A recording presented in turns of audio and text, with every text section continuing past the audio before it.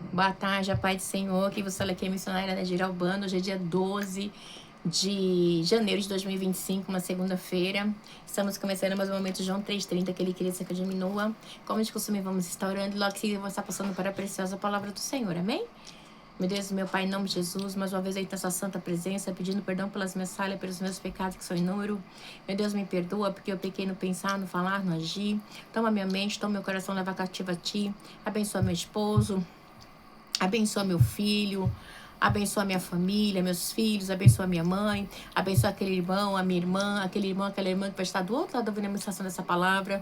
Se eu possa estar alcançando, guardando, livrando, libertando, cortando laço, quebrando laço, desfazendo toda a barra das trevas, é que eu te peço nessa hora, em nome do Pai, do Filho e do Espírito Santo de Deus. Amém? Amém? A palavra do Senhor diz assim: quando a festa acabou, os israelitas, segundo a Crônicas 31, tá bom? Quando a festa acabou, os israelitas saíram pela cidade de Judá e despedaçaram as pedras sagradas e derrubaram os postes sagrados. Eles destruíram os altares idólatras em todo Judá e Benjamim, e em Efraim e Manassés. Depois de destruir tudo, voltaram para suas cidades, cada um para a sua propriedade.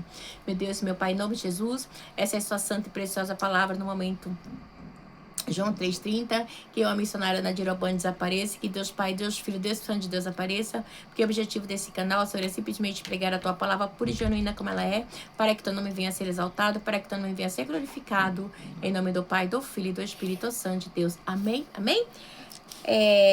Aí vai dizer assim, ó, vamos lá. Então, igreja, a gente vê que já vai estar falando aqui das festas, tá bom? Deixa eu colocar 30, versículo 10 ao 12. E 31, versículo 1. Vamos lá. Diz assim. Segundo a Crônica 31. Quando a festa acabou, os israelitas saíram pela cidade de Judá e despedaçaram as pedras sagradas, derrubaram os postes sagrados. Eles destruíram altares idólatras em todo Judá e Benjamim, Efraim e Manassés. Depois de destruir tudo, voltaram para suas cidades, cada um para sua propriedade. O serviço do templo é reorganizado. Ezequias designou sacerdotes e os levitas para turnos, cada um de acordo com seus deveres, para presentearem holocaustos e sacrifícios de comunhão, ministrarem, darem graças e cantarem louvores junto às portas da habitação do Senhor. Por quê? Porque eles, igreja, que eles eram os responsáveis, tá? Quem eram os responsáveis? Eram os levitas e os sacerdotes, tá? Pela casa, pelo templo, porque foi Deus que havia separado. Quando Moisés separou os levitas e os sacerdotes, não tinha ainda o templo, mas tinha a arca que representava a presença do Senhor, né? Então, aonde a presença do Senhor ia, tinham os sacerdotes e tinham os levitas.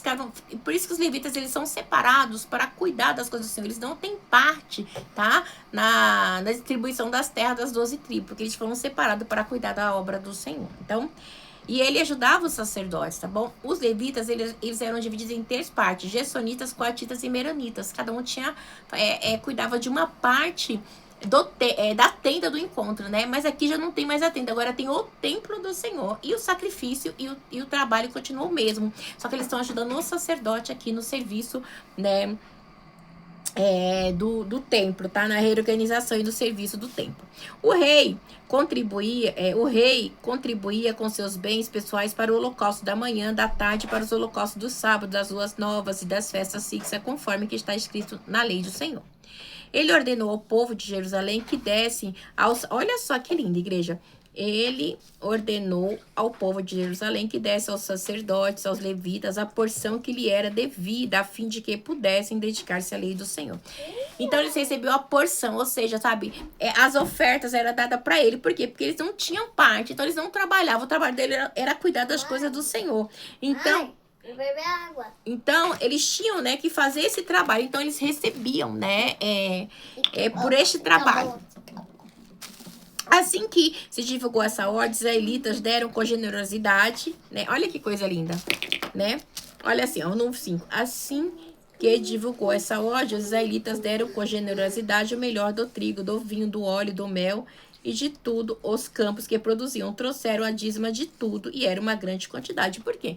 Porque eles viviam do dízimo. Por quê? Porque eles trabalhavam no templo, eles cuidavam das coisas do Senhor. Então, eles viviam do dízimo. Então, o dízimo, né, era dado para o sacerdote dava para os levitas, tá?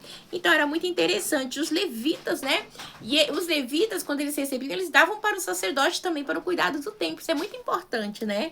A maneira que eles trabalhavam com ordem, tá? Por quê? Porque era uma lei mosaica que Deus havia dado para eles, amém? E diz assim... Não sei, os habitantes de Israel e de Judá, que viviam nas cidades de Judá, também trouxeram o dízimo de todos os seus rebanhos, das coisas sacrificadas dedicadas ao Senhor, e do Senhor, o seu Deus, ajuntando-os com muitas pilhas. Então, igreja, era muita coisa, né? Então, você vê o cuidado ali, o zelo, né? Então, eles levavam o dízimo ali para casa do Senhor. Por quê? Porque na casa do Senhor tinha um povo que cuidava da obra de Deus, que era quem? O sacerdote e o levita. Por quê? Porque essa era uma ordem mosaica.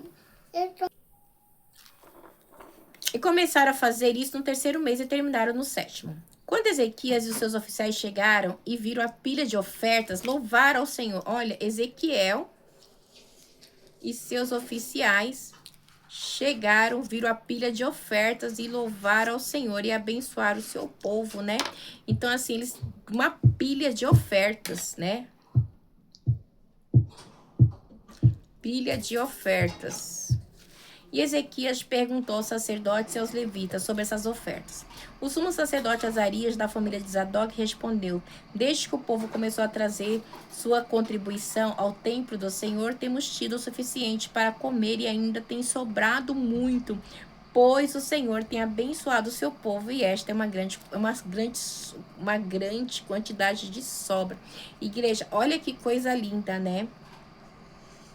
Igreja, a gente está falando de ofertas, né? Desde que o povo começou a trazer a contribuição ao templo do Senhor, temos tido o suficiente para comer e ainda tem sobrado, pois o Senhor tem abençoado o seu povo e esta é uma grande sobra, né? E assim no 11, Ezequias ordenou que preparassem dispensa no templo do Senhor, e assim foi feito. Precisava de dispensa, tamanha sobra, né? A voluntariedade do povo. Então recolheram fielmente as contribuições, os dízimos e os presentes dedicados.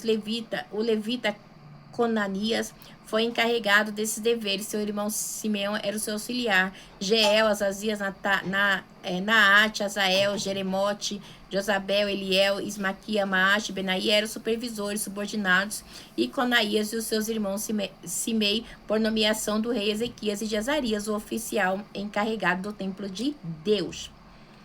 Então, a igreja era muito lindo, né? Então, assim, eles ofertaram tanto. Igreja, olha que coisa linda, que sobraram, né? Tamanha generosidade, né? Então, eles ofertaram tanto que sobraram, tá? A oferta foi tão grande, né, que sobrou, né? Tamanha alegria que eles deram. E diz assim no 14: Coré, filho do levita, Imã, guarda da porta leste, foi encarregado das ofertas voluntárias feitas a Deus. Então tinha o quê? As ofertas, né? Desculpa. Ofertas voluntárias feitas a Deus, distribuindo as contribuições dedicadas ao Senhor e as ofertas santíssimas. Sobre o comando dele estava Demian, Jesus, Semaias, Amarias, Secanias, que nas cidades dos sacerdotes, com toda a fidelidade, distribuíam ofertas aos seus colegas sacerdotes de acordo com seus turnos, tanto os idosos quanto os jovens. Eles distribuíam aos homens e aos meninos de 3 anos para cima, cujos nomes estavam nos registros genealógicos. Também a todos que entravam no templo do Senhor, né? Para realizar suas várias tarefas diárias de acordo com as suas responsabilidades e seus turnos. Então, igreja, eles assim se alegravam, eles se ajudavam, eles abençoavam, né? E diz assim... Não, igreja, é muito lindo, porque você consegue entender que a quantidade era tão grande que sobrava, que eles abençoavam, né? Então, é muito lindo, né? E o registro genealógico dos sacerdotes eram feitos segundo as suas famílias e dos levitas com mais de 20 anos, de acordo com a sua responsabilidade e os seus turnos, né? Vamos lá, os registros genealógicos do sacerdote eram feitos segundo as suas famílias, os dos levitas com mais de 20 anos, de acordo com a sua responsabilidade e seus turnos. O registro incluía todos os filhos pequenos, as mulheres, os filhos e as filhas de todo o grupo, pois os sacerdotes levitas haviam sido fiéis em se consagrarem. Entre os sacerdotes descendentes de Arão, que viviam na terra de pastagem ao redor de suas cidades, foram nomeados alguns deles de cidade em cidade para distribuírem as ofertas. Para o quê? Para distribuírem as ofertas a todos os sacerdotes e a todos os que estavam registrados na genealogia dos levitas. Então, tinha que estar registrado para receber as ofertas, né? Igreja é muito linda. Era tudo uma organização, tá? No 20. Foi isso que Ezequias fez em todo o reino de Judá. Ele fez o que era bom e certo. Ele fez o que? Aqui, ó. Ezequias, ele fez o que era bom e certo. Em tudo ele foi fiel ao Senhor, o seu Deus. Em tudo que ele sempre empreendeu no serviço do templo de Deus, na obediência à lei dos mandamentos, ele buscou seu Deus e trabalhou de todo o coração e por isso prosperou. Amém? É isso que aconteceu com Ezequias, tá bom? Deus abençoe, que o Senhor possa falar melhor aos vossos corações. Eu acho muito lindo quando fala aqui das ofertas, né? Que eram levadas ao templo ali, os sacerdotes e os levitas, né? Que eles levavam para esses homens porque eles eram responsáveis para cuidar do templo do Senhor, né? E eles se dividiam entre si, né, igreja? Era dividido. Eu não vou ficar quieta, não vou nem falar que não me interessa essa parte. Tem que falar sobre a palavra. Deus abençoe e fiquem na paz.